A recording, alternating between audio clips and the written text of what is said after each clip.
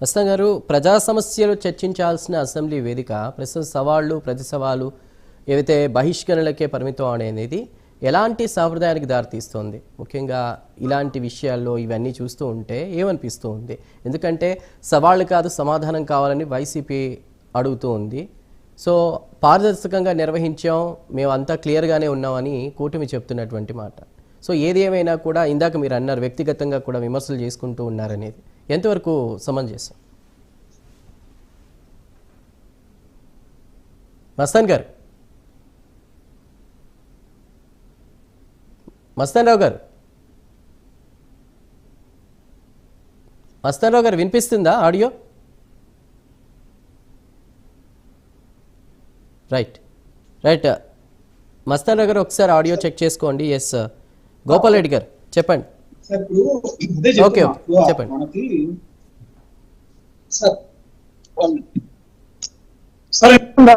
వినిపిస్తుంది సార్. ఇప్పుడు అదే సార్ నేను ఇందాక చెప్తున్నా ఏంటంటే మనకి వైఎస్ఆర్సీపీకి సంబంధించి కానీ లేదంటే తెలుగుదేశం పార్టీ కానీ రాజకీయ పార్టీలు ఏదైనా ప్రజాస్వామ్యంలో మనకి 3 వ్యవస్థలు ఉన్నాయి. శాసన వ్యవస్థ ఉంది, న్యాయ వ్యవస్థ ఉంది, ఎగ్జిక్యూటివ్. ఇప్పుడు ప్రధానంగా డెమోక్రసీలో ఏంటంటే ఏదైనా సమస్య వచ్చినప్పుడు మనం శాసన వ్యవస్థ ద్వారా చట్టసభలో చర్చించుకుంటాం. ప్రజలు ఎన్నుకున్న ప్రజాప్రతినిధులు అక్కడ అర్థవంతమైన చర్చ జరిగి ఆ తర్వాత ఎవరికైతే అన్యాయం జరిగిందో దానికి అనుగుణంగా మాట్లాడటం, అధికార పక్షాన్ని ఎండగట్టడం. అదేవిధంగా ఏదైనా అవినీతికి పాల్పడినా లేదా అక్రమాలకు పాల్పడినా కూడా ప్రజల చట్టసభల సాక్షిగా నిలదీయడం జరిగింది. ఒకవేళ ఆ వ్యవస్థలో ఏమన్నా ఇబ్బంది అనిపిస్తే మనం కోర్టుకు కూడా వెళ్తాం, అంటే జ్యుడిషియరీకి. ఆల్రెడీ వైఎస్ఆర్సీపీ జ్యుడిషియరీకి వెళ్ళింది. జ్యుడిషియరీలో ఇప్పుడు ఏదైతే ఆయన జగన్మోహన్ రెడ్డి గారు ప్రెస్ మీట్ లో వాళ్ళ అభ్యర్థులందరినీ ముందు పెట్టుకొని సాక్ష్యాధారాలు ససాక్ష్యాధారాలు అని చెప్పారో అవన్నీ కూడా కోర్టులో నిరూపించలేకపోయారు, చేతులు ఎత్తేశారు, విఫలమయ్యారు. ఎందుకంటే పబ్లిక్ ఇంట్రెస్ట్ లిటిగేషన్ పిటిషన్ 2 సార్లు వేసినప్పటికీ కూడా వైఎస్ఆర్సీపీ ఎక్కడా కూడా ఆధారాలు చూపించలేని పరిస్థితి కూడా అక్కడ చూసాం. సో రెండోది ఏంటి, వాళ్ళు ప్రజా పోరాటం అంటే ప్రజల దగ్గరికి వెళ్ళారు. అక్కడేదో వాళ్ళ కార్యకర్తలు అంటే ఏదైనా డిఎస్సీ అభ్యర్థులు రాలేదు, జెన్జీ రాలేదు, జగన్ సంబంధించిన వ్యక్తులు అక్కడ వచ్చారనేది తెలుగుదేశం పార్టీ ఆరోపించిన పరిస్థితి. దానికి కౌంటర్ గా తెలుగుదేశం పార్టీ కూడా ఎవరైతే డిఎస్సీ అభ్యర్థులు ఉన్నారో వాళ్ళందరినీ కూడా దాదాపు 7-8 జిల్లాల్లో ఇప్పటికీ ర్యాలీలు వాటితో కౌంటర్ అటాక్ చేస్తా ఉంది. దీని కారణంగా ఏంటంటే ఎవరైతే అభ్యర్థులుగా అంటే డిఎస్సీ అభ్యర్థులుగా ఎంపికయ్యి టీచర్లుగా ఉద్యోగాలు చేస్తున్నారో వాళ్ళల్లో రేపు రాబోయే కాలంలో స్ప్లిట్ వచ్చే అవకాశాలు కూడా కనిపిస్తా ఉన్నాయి. ఎందుకంటే ఇప్పుడు ఎవరైతే టీచర్లుగా పనిచేస్తా ఉన్నారో రేపు వాళ్ళందరూ కూడా ఎలక్షన్స్ అప్పుడు కానీ లేకపోతే జనరల్ ఎలక్షన్స్ అప్పుడు కానీ లేదంటే లోకల్ బాడీ ఎలక్షన్స్ అప్పుడు కానీ వీళ్ళందరూ కూడా రిటర్నింగ్ ఆఫీసర్లు కానీ ఎన్నికల సిబ్బంది కానీ పనిచేసే అవకాశాలు ఉన్నాయి. వైఎస్ఆర్సీపీ మరి అది గుర్తించిందో లేదో నాకైతే తెలియదు. కానీ ఇప్పుడు ఎవరైతే ఎంపికయ్యారో వాళ్ళందరి మీద విష ప్రచారం చేస్తుందని ఆ అభ్యర్థులు చెప్తా ఉన్నారు. మేము కష్టపడి పనిచేసి కష్టపడి ట్రైనింగ్ తీసుకొని లేదా రేయింబావుళ్ళు కష్టపడి చదువుకొని ఇక్కడ దాకా వస్తే ఈ విధంగా మా మీద దుష్ప్రచారం చేయటం ఏంటని చెప్పేసి వాళ్ళు జగన్మోహన్ రెడ్డి గారిని నిలదీస్తా ఉన్నారు. వాళ్ళు నిజానికి రాజకీయ నాయకుల కంటే కూడా ఎక్కువగా మాట్లాడారు. నిన్న విజయవాడలో మనం చూసినట్లయితే అసలు వైఎస్ఆర్సీపీని కృష్ణానదిలో కలిపేస్తామని రకరకాలుగా పొలిటికల్ స్టేట్మెంట్స్ కూడా ఇచ్చేస్తా ఉన్నారు. అంటే ఇది ఉద్యోగస్తులు ఆ విధంగా మాట్లాడడం సరైన విధానం కాదు.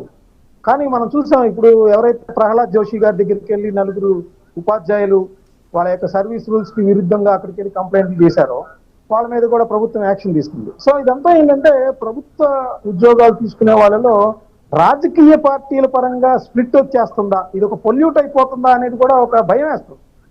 ఇది భవిష్యత్తు కాలంలో దేనికి దారి తీస్తుందో, ఏ విపరిణామాలకు దారి తీస్తుందో మరి అటు వైఎస్ఆర్ కాంగ్రెస్ పార్టీ కానీ తెలుగుదేశం పార్టీ కానీ లేకపోతే కూటమిలో ఉన్న ఇతర పార్టీలు కానీ ఆలోచిస్తున్నాయో లేదో నాకైతే తెలియదు. కానీ ఇది మంచి విధానం కాదు. ఖచ్చితంగా ఈ విషయాల్లో చర్చించుకొని ఒక నిర్ణయానికి రాకపోతే రేపు పొద్దున రాష్ట్ర ప్రభుత్వ ఉద్యోగులు దాదాపు 4 లక్షల నుంచి 6 లక్షల మంది దాకా ఉన్నారు. ఈ విధంగా ప్రజలకు సేవలు అందించాల్సిన వాళ్ళు రాజకీయ పార్టీలుగా విడిపోయి వాళ్ళ సర్వీస్ రూల్స్ కి విరుద్ధంగా మేము కూడా పలానా పార్టీ తరఫున ముద్రేసుకుంటాం పలానా పార్టీ తరఫున ముద్రేసుకుంటాం అనే కనుక వెళ్తే ఇది మరి ఎక్కడికి దారి తీస్తుంది?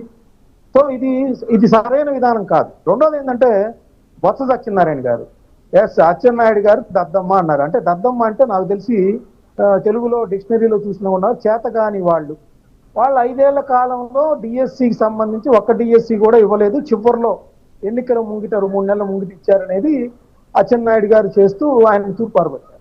సరే, దద్దమ్మ అనే పదం నిజంగా తప్పే అయితే బూతే అయితే మరి అదే బొత్స సత్యనారాయణ గారు అచ్చెన్నాయుడు గారిని తిరిగి అంటే ఆయన ఏమన్నాడు? బొత్స సత్యనారాయణ గారు చైర్మన్ గారు ఉన్నారు, చైర్మన్ గారి దృష్టికి తేవాలి. కానీ అదే అచ్చెన్నాయుడు గారిని ఆంబోతని, అదేవిధంగా మనిషి ఇంత పెరిగావని, అదేవిధంగా ఆయన్ని కూడా దద్దమ్మని అన్నారు. మరి ఆయన యొక్క పెద్దరికం ఏమైంది? బొత్స సత్యనారాయణ గారు కూడా పెద్దరికంగా వ్యవహరించి శాసనమండలి చైర్మన్ దృష్టికి తీసుకెళ్లాలి. కానీ నువ్వు పెద్ద దద్దమ్మ అంటే ఏంటిది? మరి వాళ్ళు కూడా 70 ఏళ్ళు వచ్చాయి పైబడి, మరి చట్టసభల్లో ఎలా వ్యవహరించాలి? ఎందుకంటే మా ప్రివిలేజెస్ కమిటీ ఉంటుంది, ఎవరెలా మాట్లాడాలో ఉంటుంది, దానికి సంబంధించి వాళ్ళందరికీ కూడా పునశ్చరణ తరగతులు జరుగుతూ ఉంటాయి, స్పీకర్లు పెడతా ఉంటారు, డిప్యూటీ స్పీకర్లు అందరూ మాట్లాడుతూ ఉంటారు. వాళ్ళు కూడా ఆ 5-6 చట్టసభల్లో కూడా ఎన్నికయ్యి పార్లమెంట్కి కూడా వెళ్ళొచ్చారు, బొత్స గారు కానీ లేకపోతే అచ్చెన్నాయుడు గారు కానీ వీళ్ళందరూ కూడా. మరి వీళ్ళు ఈ విధంగా మాట్లాడుకుంటాం ఏంటి? ఇప్పుడు ఆ డిఎస్సిలో జరిగిన అవకతవకలు ఏంటి, లేదంటే ప్రభుత్వం తీసుకుంటున్న చర్యలు ఏంటి, ఇవి కావాలి. కానీ ఒకళ్ళు ఆంబోతంటే ఒకళ్ళు దద్దమ్మ ఏందండి ఇది? పోనీ బొత్స సత్యనారాయణ గారు అన్నప్పుడు బొత్స సత్యనారాయణ పెద్దరికం నిలబడేది. ఆయన ఆంబోతు దద్దమ్మ అనకుండా శాసన మండలి చైర్మన్ దృష్టికి తీసుకెళ్లి ఏమంటే యాక్షన్ తీసుకోండి, ఆయన అలా అంటున్నారు తప్పు, నేను అట్లాంటి యాక్సెప్ట్ చేయను, జగన్ గారు చాలా మమ్మల్ని సంస్కారవంతంగా పంపించారు, బూతులు మాట్లాడతాం అనేది జగన్ గారికి అస్సలు ఇష్టం ఉండదు అనే విషయాన్ని కనుక తీసుకెళ్తే అచ్చెన్నాయుడు గారిని అంటే ఇక్కడ ఓకే ముందు పిలిపించేవాళ్ళు. మీరు చెప్తుంది కూడా point. At the same time నిరుద్యోగుల ఆవేదన కూడా మనం ఇందాక మీరు అన్నారు వాళ్ళు కూడా పొలిటికల్గా స్ప్లిట్ అవుతున్నారా అని చెప్పేసి. సో ఇక్కడ నిరుద్యోగుల ఆవేదనని ఏ కోణంలో చూడాలి? రెండు పార్టీలు కూడా క్రెడిట్ పాలిటిక్స్ చేస్తున్నాయి, ఏదైనా ఎన్నికలు వస్తుంటే ఆ హడావిడి చేస్తున్నాయి తప్ప దాని మీద ఒక స్పష్టత ఇవ్వచ్చు కదా. వైసీపీ అడుగుతున్నట్లు కూటమి కూడా ఎందుకు సమాధానం ఇవ్వకుండా కూడా సవాల్ విసురుతుందన్న దానికి ఏం చెప్తారు? ఖచ్చితంగా అండి. అయితే ఇక్కడ బొత్స సత్యనారాయణ గారికి సంబంధించి ఒక దాన్ని ఇన్వైట్ చేయాలి. ఆయన ఏమన్నారంటే గ్రూప్ 1 విషయాలు కానీ అవకతవకలు కానీ డిఎస్సి 2025 విషయం కానీ మేము సిబిఐ దర్యాప్తు రెండింటికి కూడా ఇవ్వండి అన్నారు. దాన్ని మనం అందరం కూడా అర్థం చేసుకోవచ్చు. అంటే ప్రభుత్వం ఇప్పుడు మేము వివరణ ఇస్తున్నాం, దానికి అవసరం లేదు. ఎందుకంటే కేంద్ర ప్రభుత్వం కనుక జంజీ యువత వచ్చి ఆందోళన చేసినప్పుడు అడ్మిట్ అయ్యారు. ఏంటది? ఇక్కడ పేపర్ లీక్ అయింది, అదేవిధంగా ఆ పేపర్ ఎగ్జామ్ని రద్దు చేస్తున్నాము, అదేవిధంగా విద్యాశాఖ కేంద్ర సెక్రటరీని తొలగిస్తున్నాము, ఆయన బాధ్యతలు చేస్తున్నాము, అదేవిధంగా ధర్మేంద్ర ప్రధాన్ గారు కూడా చివరికి రాజీనామా చేసిన పరిస్థితి. ఇక్కడ ఏంటి? వేరే ఇక్కడ అడ్మిట్ కావట్లేదు ప్రభుత్వం. కానీ ఇవాళ బొత్స సత్యనారాయణ గారు ఏంటంటే మీరు కనుక డిఎస్సిలో అవకతవకలు కావచ్చు, లేదంటే గ్రూప్ 1లో జగన్ గారి హయాంలో జరిగిన అవకతవకలు కావచ్చు, వీటి రెండింటి మీద కూడా సిబిఐకి ఇమ్మంటాం అనేది కొంత ఇన్వైట్ చేయదగ్గ పరిణామంగా ప్రజలు కూడా భావిస్తారు.